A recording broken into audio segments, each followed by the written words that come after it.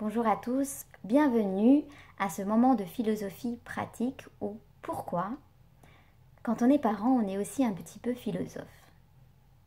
Eh bien cet enfant qu'on a eu est un cadeau de la vie. Quand on est un papa ou une maman, c'est même la dernière merveille du monde. Cette graine renferme une plante dont on ne connaît pas la destination ni la nature d'ailleurs, et ça va être la difficulté de cet accompagnement à l'enfant.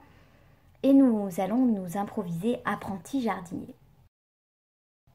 Alors il va y avoir des moments de victoire joyeux et des moments d'échec qui vont nous amener à la remise en question, qui est un moment de réflexion philosophique.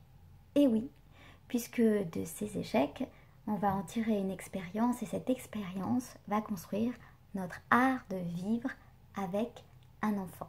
Et aussi une certaine sagesse en tant qu'adulte va naître en nous. Il y a également un autre élément à laquelle on aspire quand on est parent, c'est le bonheur de nos enfants. Et Jean-Jacques Rousseau disait « Il n'y a point de bonheur sans courage, ni de vertu sans combat ». En effet, on va accompagner notre enfant à dépasser ses peurs, et ça sera l'affection, le rôle de l'affection du parent, et se révéler à lui-même.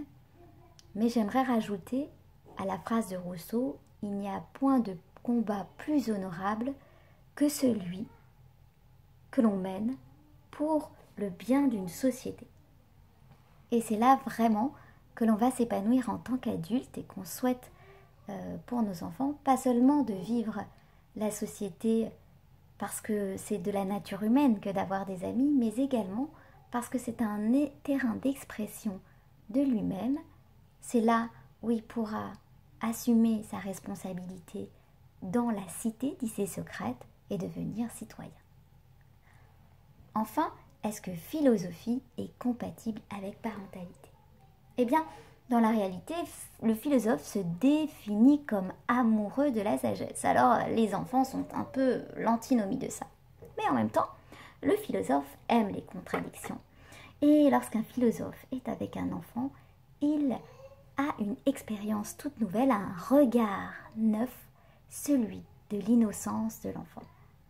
Et quelle joie pour le philosophe de changer de regard et de pouvoir revivre la magie d'une goutte de rosée.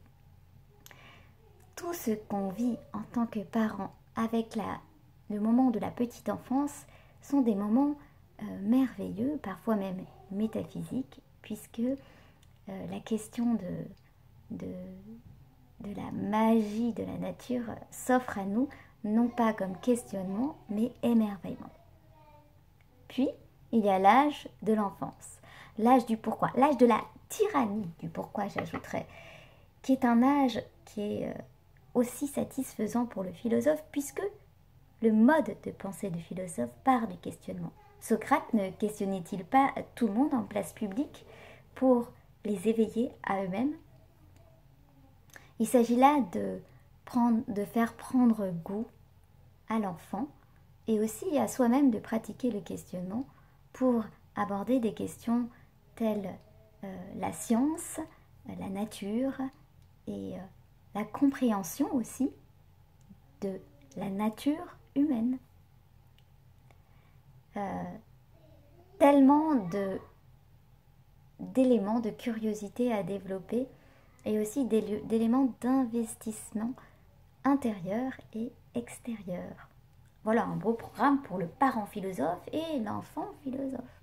J'aimerais finir avec une phrase de Françoise Dolto qui dit « Dans un monde de surplus et de pléthore de biens matériels mal répartis, le seul bien unique, c'est justement l'amour entre les êtres. » Eh bien, chers philosophes, profitez de cette opportunité que vous offre la parentalité.